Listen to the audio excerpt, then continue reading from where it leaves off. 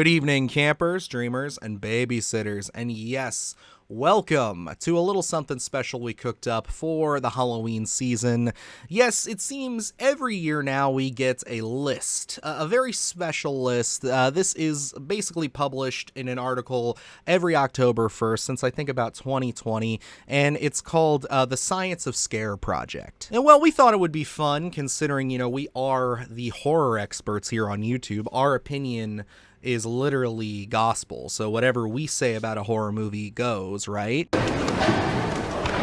Okay. And to keep things simple, we're basically just going to rank each movie in one of three categories, and that is, of course, actually scary, a little scary, and not scary at all. So with all that out of the way, guys, let's hop into these 10 picks and discover for ourselves if Project Science of Scare really lives up to its name.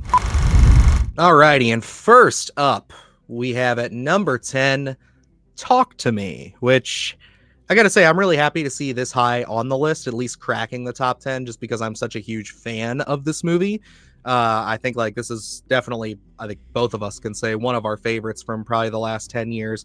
Just the fact that it was this whole story of YouTubers making a movie, getting picked up by A24, and now we have this, and then I would say an even scarier movie with Bring Her Back, which I would say is scarier than Talk to Me. I think they're scary in different ways. I think Bring Her Back is very somber, a little bit more somber than I think Talk to Me, where Talk to Me really dives into the supernatural elements. So I think in terms of terror, I think Talk to Me wins it out for me. So I was really excited to see this one in the top 10 as well. That was my favorite of the year. I think just in general, when you talk about supernatural flicks, everything's been done. But I think the Philpo brothers approach this in a very unique way with the age group, just this kind of game of Talk to Me with the hand, creating that imagery. I mean, A24 sold the hand on their shop, and I love the lore or lack of lore that is attached to that as well. So when you dive into the supernatural stuff here, I think there's really a lot to unpack. They like you. Well, for me, I think I'm going to give this a little spooky, just because, again, I do think Bring Her Back's a little scarier, and I think on the whole, I love this movie too much. It's one of those ones where I look at this movie as a blueprint for some of the stuff we're working on now in some ways. So it's kind of I think I'm too detached or too attached in some ways to this film to really say that it actually still truly scares me. But I could see why it freaks people out. So I'm going to give it a little scary. I'm going to give this one actually scary because from the perspective of that lore, from the psychological stuff, the one character smacking his head on the wall, which is absolutely terrifying, in seeing things when we're sitting in the chair that we don't see at the beginning, it really just implements the terror that we're going to be seeing later on. So actually scary for me. This one is a definite rewatch every year. And coming in at number 9, we have The Exorcism of Emily Rose here. This is one that I know a lot of people talk about this movie being very freaky. They compare it to it's the modern day Exorcist when you really look at it, because it's just so direct. But this also features somebody that we're going to talk a lot about later, Scott Derrickson, behind the camera here in one of his earliest outings. And I gotta say, the dude has really had an eye for horror from the beginning, and I think his filmography says that, but this film especially shows that he's got a really good understanding of spooky ghost supernatural stuff that can really get under your skin, because there's some compelling imagery in this movie that I could certainly see why it winds up on a list like this. Demons exist whether you believe in them or not. He really zeroes in on being able to tell a more unique supernatural flick with this one as well. It just has that kind of gravitas to it. It feels like a real film. It dives obviously into the realm of horror, but with the performances that we get with the subject matter that we're tackling, it just feels like almost a drama at times, like a courtroom drama in certain aspects of it. And I like that the way that we kind of divvy up the story of we're in the courtroom retelling some of the story of the exorcism of Emily Rose and then diving actually into those events.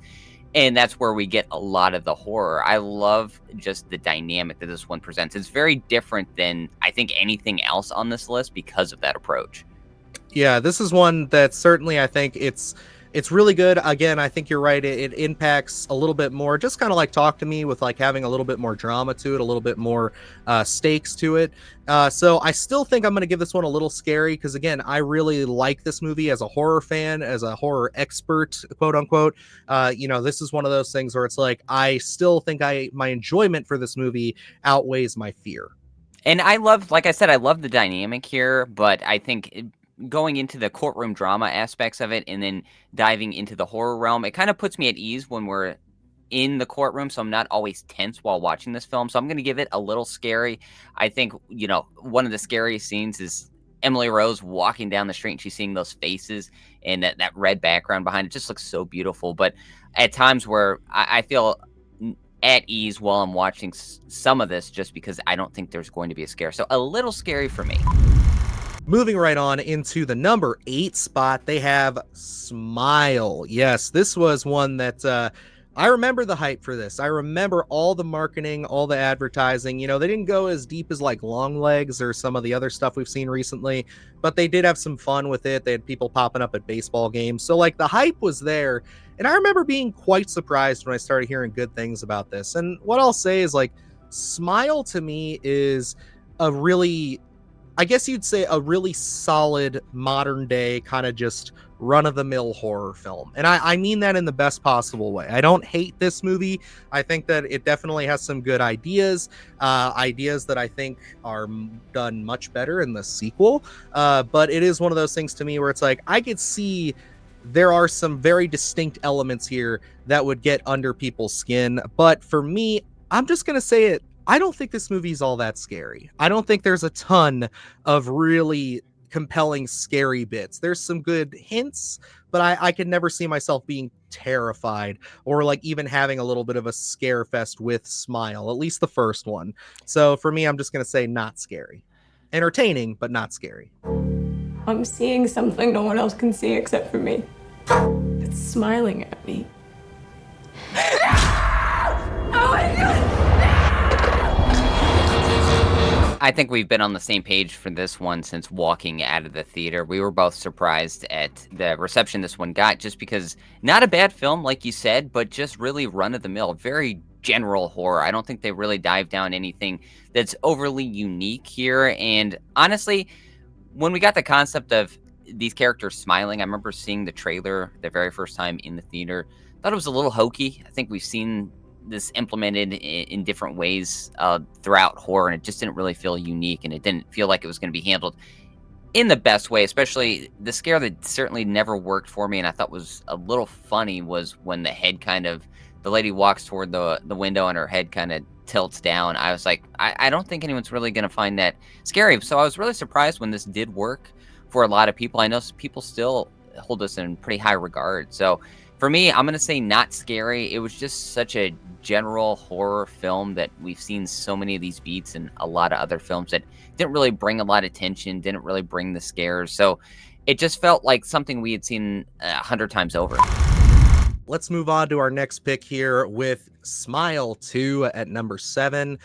Oh man, this one stepped it up for me. And I can say in the entertainment department, especially, like I still liked Smile. Like I said, it's entertaining, but I thought this was a much better concept for just this particular entity. It's one thing to, I guess, harass somebody, who's kind of not in the public eye, who, has some responsibilities. Like we've seen that. It's cool. I get it. It's a low budget movie. You're trying to do that. This, though, taking it all the way up to like a pop star, somebody who's always in the public eye, who's always plugged in on social media. Like, I thought this is where this concept thrived. And I will say they did up the scares for me here. So I give Smile 2 a little scary. I need to stop it, but I don't know how. I really love the concept here as well. It just felt such like a different avenue that we could go down. I think the original Smile played it a little bit safe just with the character that we were following, where this one, you find yourself in a lot of fun settings and just scenes in general with this pop star being in the public eye and going out and interacting with some of these people, and you never know really what's going on. Especially, the ending didn't 100% work for me, but I love just the avenue that they went down and how intriguing that was, and really making use of your concept. There are some fun scares in here. This one did not feel like just a general run-of-the-mill horror film like the original did. So I'm going to go a little scary here. It didn't really do a ton in the scares department. This feels like something like, I absolutely love the film Thanksgiving, but I don't think it's scary. It's just very fun in that entertainment value of it. I think that's where Smile 2 does fall in. But there are some scenes in here when you don't know exactly what's going on, and then you're thrown into the actual real scenario that is a little bit scary. And rounding out the bottom 5 at number 6 here, we have, honestly, one of the big dogs from the last few decades, Hereditary, which, I don't know, man. This movie, it's definitely one that got under my skin the first time I watched it. There is a scene in here, everybody knows it, but I won't spoil it, where it just literally smacks you in the face. And, it's just one of those things where it's like, it just really hits you in a lot of different spots. And I think at the time, we weren't fully ready for that. Horror was still kind of like this elevated horror type thing was building at this moment. You know what I mean? Like, we were still like not where we were, I would say, post-COVID, where horror is now like the dominant subgenre. And for this, I really think that Ari Aster knocked it out of the park. There were some genuinely unsettling moments. There's a lot of stuff that'll never leave my brain. I'm actually going to say that Hereditary, still to this day to me, is actually scary. She isn't gone. This one, for me, I remember walking out of the theater and thinking, what the hell did I just watch? And when we're talking about like our heart rate being monitored here, the scene you're discussing, Dylan, where I know if you've seen it, you know what we're talking about. My heart rate spiked. That was like, I remember being in the theaters thinking, I don't think my heart's raced this heavily in any of my theatrical experiences. And that scene absolutely works on rewatches. This film, I've had an interesting relationship with, because I love a lot of elements in this film. When we get into, the cult aspect of it, and the more as it gets heavier in the supernatural, those elements tend to lose me a little bit, just because I think it's such a strong film when we don't know exactly what's happening, and are things psychological, are they not? Because this does have some truly haunting scenes in it, but by the end of it, it just gets a very art house, I guess you'd say, and I don't necessarily dislike that, but sometimes when you just kick it into a gear where I was like, I don't know if that's really working, it kind of affects my scared value of this one. So I'm going to go a little scary on this one. I think there are a lot of elements that do work, and it was on its way to being, a scare fest, I guess you'd say, but it just kind of got hindered a little bit, but a little scary for me. And coming in at number 5, yes, we are into the top 5 people, and I was honestly surprised to still see this movie ranking this high for people, but I guess I gotta be honest here. This is one that still, I think there's a level of quality to it, but I really think that the broader franchise has kind of dragged down my enjoyment of this one overall, and that is The Conjuring. So yeah, I think we start off strong with this entry. I think we have a lot of good moments where it's like, the clapping. I like a lot of the stuff where it's like we're in the shadows and we're seeing just very brief things in the basement or under the house.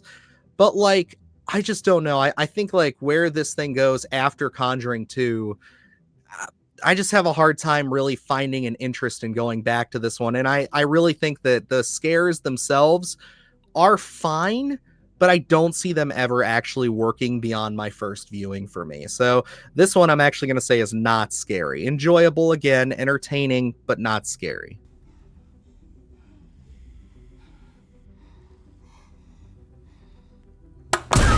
This one, I think, is a little bit troublesome on rewatches, because I remember watching this the first time around. I love the cover, seeing it on Blu-ray, and really being intrigued. The clapping game stuff is fantastic. I think that scare works tremendously.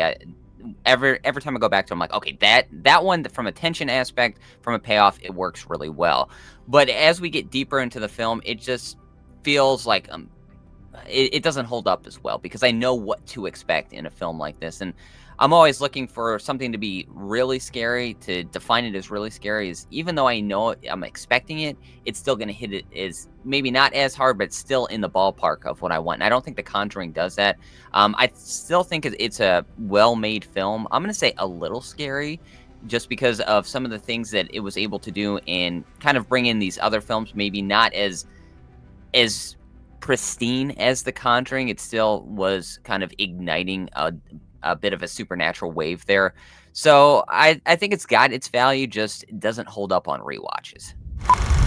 Moving on into the number 4 spot with another James Wan joint. Yes, he is one of only 2 directors who are mentioned twice on this list. And I mean, we're talking Insidious. This is the one that I think, beyond Saw, I think this is the one that really established James Wan as the master of horror that he's considered today, I would say. And like, I think this and The Conjuring both being huge franchises going forward, obviously The Conjuring being a bit bigger, I do think there's a little bit more quality to Insidious. I think that it's a little bit more, I guess, risk-taking in this series. But I think for me, the first film, I always remember everybody saying how scary this movie was. But even as a younger person, I would say like mid-teens, I was never actually like scared of this movie. I was more interested, more infatuated with the concepts and just how they were messing with dreams. And then this, obviously the red-faced demon creature, the Darth Maul looking guy. I was into all of that, but I never found myself being scared of any of these movies. Never found myself being like, ooh, that's terrifying. That's going to leave a mark on me. And I know that's just generally my thoughts and feelings, so I'm not going to sit here and say that that's going to happen for everybody, because I think obviously this is a movie that's worked for a long time for people. But for me, I think Insidious is certainly one that I would say is not scary. Again, entertaining, not scary.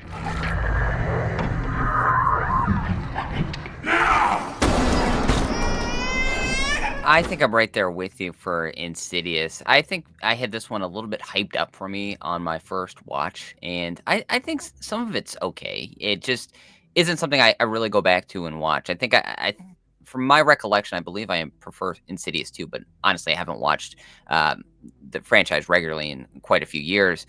Insidious has a lot of imagery. We're always talking about, the red-faced demon. That's something that it shows up in a lot of different scariest scenes, things like that. But I remember like the third act for this one, for me, really falls apart. Once we get into the piano playing stuff, I'm like, what's going on here?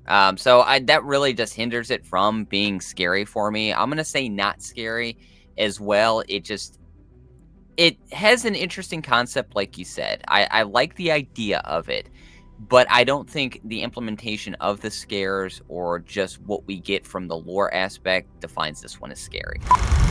Crossing into the top 3 at our number 3 spot, there is Skinamarink. Yes, probably the most controversial movie of the top 10 here. You're going to have people in here who are absolutely shaking their heads and saying this is not scary. This has nothing about it is spooky. It's just literally still images and little video clips playing one right after another. I could not disagree more. This movie is terrifying. I've loved the first viewing we had with this at our local independent theater. Very intimate, very like close. I think it's like, what is it, like 50 seats or something, maybe less than that. And it's like you're really packed in there with big speakers and like hearing everything, having my just anxiety up to 11 after maybe like 5 minutes into this movie, and just riding that the entire time. Like, it is one of those experiences I'll never forget, and it is certainly one that I love to go back and just feel the willies again. I always describe this as a movie that took a very specific kind of nightmare I used to have as a child and brought it into like a physical form that I can just pop into a Blu-ray player and watch, and that's truly haunting.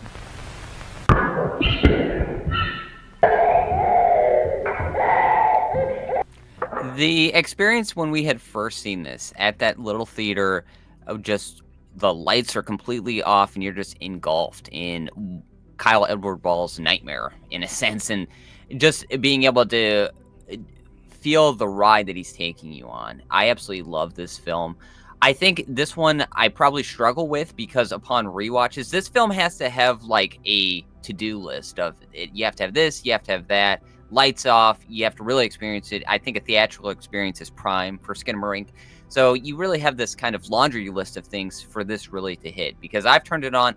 I love this film. I'm infatuated with this film from like a creative perspective and just the editing and the aura that is around this film. But a lot of times when I show this to someone, it just doesn't work for them because there is this list of things that, hey, you have to hit for this to really feel authentically scary. Now, I think it works from a creative perspective, but upon rewatches, do I find it necessarily scary? I think it's more unnerving for me just because of the tone in just what we see on screen. So I'm going to say a little scary for me. I think this is such a great creative venture, but it doesn't hit those like all-time, I'm absolutely scared. I forget, did I say it was actually scary? I know I was just saying it was terrifying and stuff. You know, I was curious if you were going to say actually scary. I don't think you did. Okay, this is actually scary. Skinamarink is actually scary. Don't listen to Luke. And moving right along into the number 2 spot, yes, it is The Host, or Host, I guess. I don't want to say The Host from Bong Joon-ho. That's a much better movie than this, admittedly. But this is Host from 2020. It's the Zoom ghost seance movie that was shot during the pandemic. And I had this movie hyped to all hell. The internet, people I knew, just everybody was saying, oh, this movie is so scary. And it's fine. It's cool. I respect the hell out of them for making this movie the way they did, with it being, COVID and going out for it. There are some ambitious aspects to this that I absolutely respect and love. But I was never scared by this movie. Not once. There's not a single moment where I felt like I was in these people's shoes.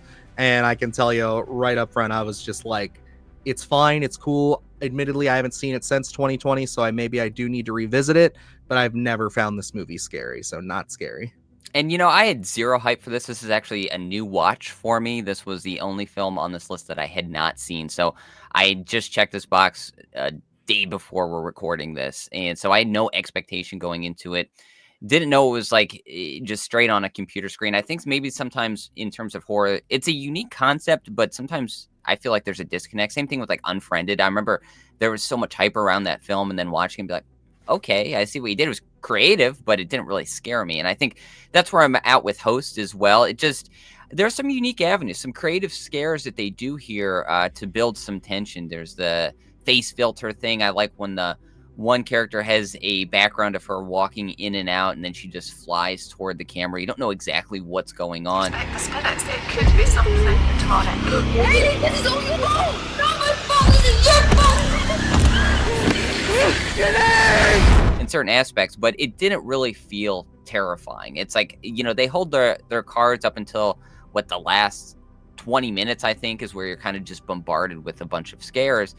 So it feels a little bit slow moving up until that point. And it's odd to say for a less than 60-minute film, you really have to get moving. But they bombard you with a lot of stuff that's going on. But like Dylan said, I never felt scared during this. It just feels like, okay, that's creative. I like what you're doing with a small budget, but it didn't really feel scary to me, especially with what we do get. It doesn't feel like we're building a ton of tension. It just feels like maybe they implement it too late in the game, so it's like you can't even digest anything, and then you're just out. So for me, this one didn't feel scary, so not scary for me. Just a very intriguing film.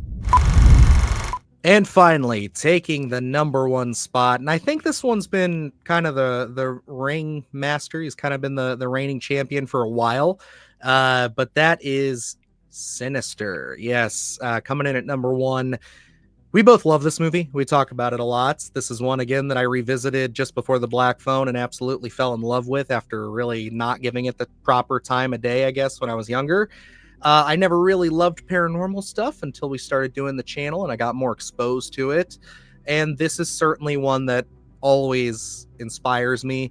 And I think it's just one that I can actually say with confidence is probably going to be put in the same categories as things like The Exorcist and The Omen and things as we go along, as we go further and further in time, just because it is such a well-told story with some really well-produced scares, a terrible ending that I think just absolutely just knocks it down a couple of pegs realistically. But there's so much good that this movie builds for me that I have to be honest, even if I could see myself not getting scared by this movie as I go further along, I got to give this an actually scary. It's well deserved.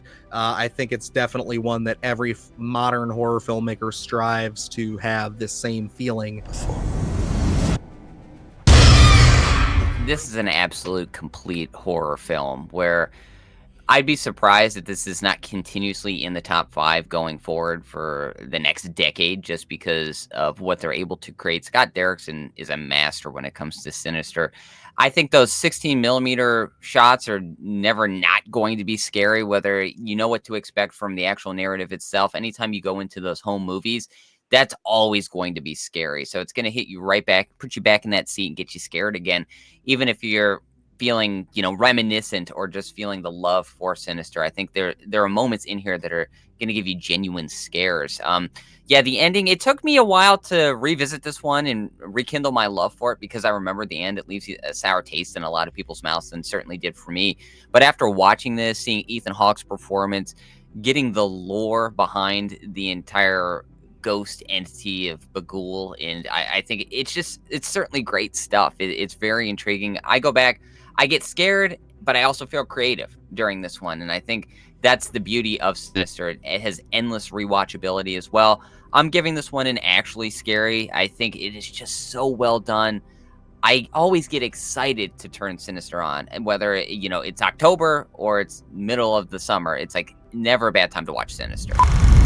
Well, there you have it, folks. Yes, we have just talked all 10 of what science deems are the scariest films of 2025. And, there's a lot of returning ones here if you've been keeping up with this. If this is your first time hearing about it, they've been doing this now for like a few years, I think. I think since relatively 2020. Yeah, that makes sense. And, I think this is a lot of fun. I do like that they go out and they measure this stuff. And, it is something kind of cute and fun. And I think a little bit of a badge of honor for the horror community to at least be like, if your movie gets included, that's got to feel pretty good. Do I think that they are accurate in their rankings? No, I think Sinister is pretty good. I think there's a few other movies I could put ahead of Sinister personally, but, it's one of those things where it's like, I could see Sinister remaining in the top 10.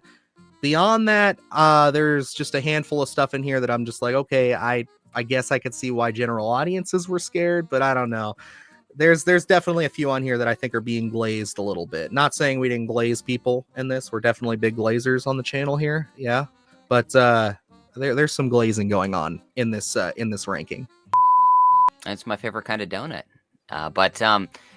This one, I love applying like just science behind this, because it's so subjective when it comes to horror films that everyone's gonna be like, oh, that's not scary, or that is my favorite horror film of all time, but this one, you're just dealing with the data. Of course, this is not indicative of a giant set of horror fans. This is a small subset. I think it's fun just to kind of release this information out there, say this is what is scary to us. I think they only do English films for this list as well, so you have these caveats in here like, oh, not this or not that, but I think this is a fun little thing to release every October just to see what is the scariest film. Yeah, this one certainly not indicative of my list. There are a few that just squeaked out of this top 10 that I was like, oh, I wish we could have talked about that, because there are some that are actually that really do feel scary, and some of these are you kind of do a double take and say, oh, that made the list. But hey, you can't argue with science, I guess, in this aspect. So I think this is fun. I'm looking forward to, maybe, I don't know if we do it next year. I don't know if there is enough of a shift. I guess we'll have to see. So yeah, and honestly, it all comes down to if you guys like the video too. So like, if you guys support this, if you like this, there's 50 movies in total. So if you guys like this enough, you support this, you hit that like button, hit that hike button, and if you're new here, hit that subscribe button. We'll gladly go through another 10 and then another and another. We could do this a couple of times, make it a good little series. And then maybe we could take some suggestions. I'm just spitballing here. This was just a little something fun that we wanted to do for Splatterthon. I thought this would be a good idea. Luke also loved it, so we hopped on here, gave our thoughts, opinions, and we want to know yours as well. So definitely comment down below. Yeah, I think that's going to wrap us up here, Luke. So everybody, thank you so much. Have a happy Halloween, and we hope to see you here again on Splattercast. So until next time, I'm Dylan Newell. I'm Luke Janesco. And remember, stay scared. Do the horror shit, gonna do it live. Cause Splattercast kick it every day they live. Splattercast,